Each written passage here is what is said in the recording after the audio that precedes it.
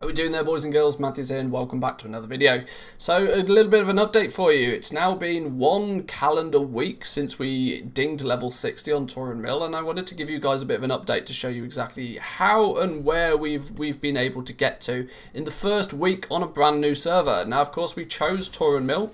Excuse me, selling items in the background.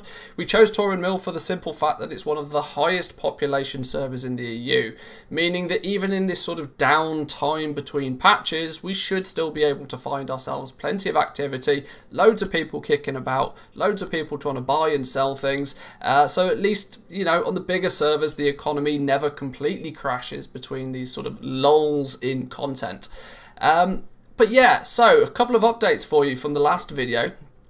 If you didn't catch the last video, we did some very simple things. We hit level 60 on Tauren Mill, that was crucial. We needed at least one level 60 character so we could start crafting legendaries. You know me, I'm all about my crafting. I'm not so much about the farming. I will do farming if I absolutely have to, but for the most part I like to make my gold work for me, and I like to make my gold help me make more gold. And so we transferred 500,000 gold over to Tauren Mill, give ourselves a bit of starting capital. Now, first big update for you, that 500,000 didn't get me anywhere. This is a big thing to note if anybody is looking to do this themselves. Getting up and running with leatherworking especially, I've only focused on leatherworking so far, but leatherworking especially, 500,000 gold didn't even scratch the surface. I chose to transfer another 500,000 gold over to Tauren Mill, so I had 1 million liquid gold to play with. Even with 1 million gold, I still feel like this process may take quite a bit of time to start snowballing, but we'll talk about some of the results that we've seen so far. You'll actually see on screen that we're selling more than just legendaries.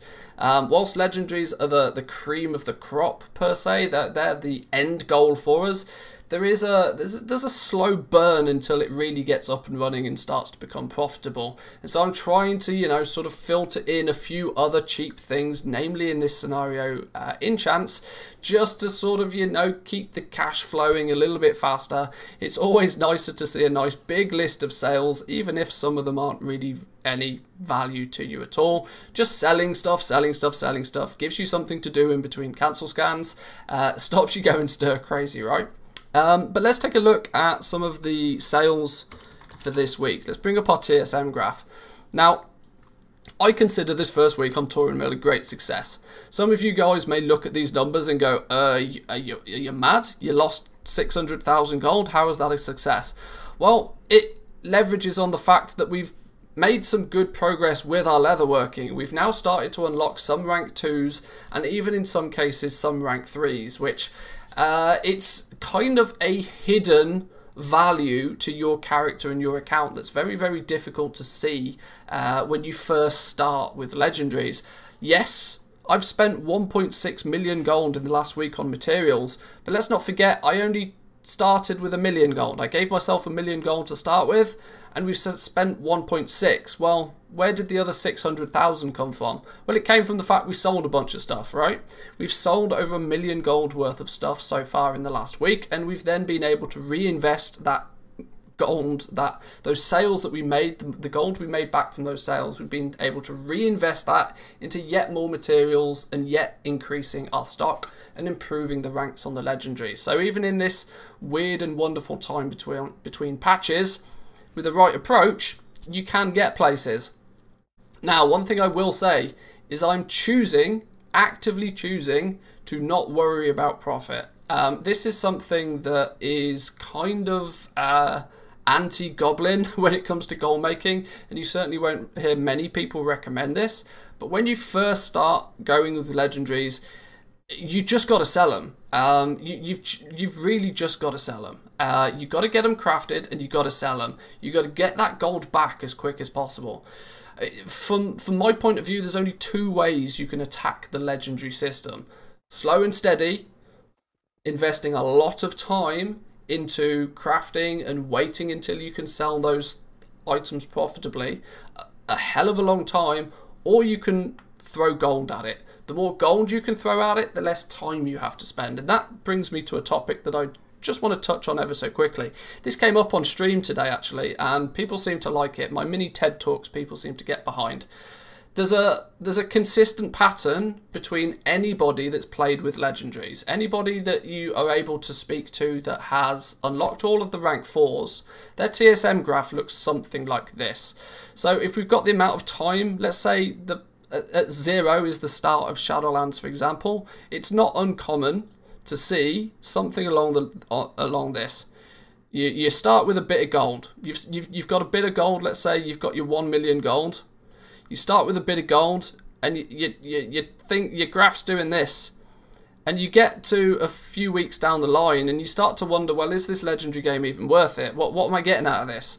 Every time I make some gold, I'm having to spend gold. I don't seem to be making any profit anywhere.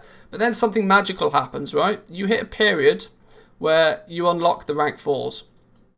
This is why people have been saying that, like, if you can get to rank 4, it's a game changer. It's not the fact that the rank 4s themselves are super profitable. It's the fact that you can switch your operation up. During this period when you're still leveling your legendaries, you unlock a new legendary, and the first thing you want to do is craft a bunch of them. And guess what? Crafting a bunch of those higher rank legendaries gets really expensive. And so any gold that you've made up until that point, you just end up spending it. And then any gold you make again the next day, you end up spending that on more legendaries. And it's all about scaling up the operation per se. But when you hit this rank 4 mark, and you no longer need to worry about crafting more legendaries than you're comfortably selling, this happens. Very, very quickly, you see a huge spike in the amount of gold, and it comes very quickly. It comes very, very quickly. You ask anybody that's dabbled in legendaries, their TSM graph looks something like this. I wanted to use this opportunity in this video as well to highlight a relatively new gold maker to the scene. A guy by the name of Dirtyirby. Questionable name, I know, but let me see if I can get the get this on screen nice and neatly. Cautious showing Twitter on screen in case weird things happen. You should check this guy out. He streams over on Twitch. He's only been streaming a month or so, but he's been making gold since middle of BFA, and he's doing remarkably well. And I wanted to draw attention to his TSM graph just to show this is not me just kind of making things up. This is exactly what happens. Now, his success is ludicrous. This is not the norm. He knows what he's doing. The success this guy has with his goal making is absolutely ridiculous. But if we take a little bit of a closer look at this graph, you can see it's exactly the same thing, right? Start with a bit of gold. You start investing in legendaries and your graph goes up and down like a yo-yo as you're ranking each one up. But then you hit that rank 4 mark. Once you've got everything ranked up and you're not crafting multiple rank 1s, 2s and 3s when you don't have to, you just focus on selling and you only recraft the stuff that you've already sold. So then your graph just explodes. Just explodes. Now, he plays on Area 52, which in the US is the most populated server, and he's been able to capitalize on it. So hence his results are absolutely astronomical. But check this guy out. He streams over on Twitch. He's only started recently. You know, drop him a follow. He's another good gold maker if you enjoy making gold in this game. Worth looking at. But it proves a point that when you start with legendaries, it's a real tough one. If you can get past this stage without bankrupting yourself, it's good. It's a win. You'll hit this point at some point and they'll just go up. If you can get to rank 4s before patch 9.1 lands, you are absolutely golden. We know already that the current ranks 1 through till 4 will still see some value even when we get into patch 9.1. We still at this point don't know exactly how rank 5 and rank 6 is going to be crafted from a profession point of view. There's rumours that there'll be a rank 5 and a rank 6 base item to upgrade your legendaries, but we don't know what they are yet. Needless to say, rank 1s through till 4 will still have some value. Probably not as much, but they will still have some. So getting to rank 4 and doing it in timely fashion is my main goal. But back to Torin Mill very, very quickly then. Let's dive a little bit deeper into what's been selling, what may be useful to you guys to try and replicate. Let's take a look in the ledger.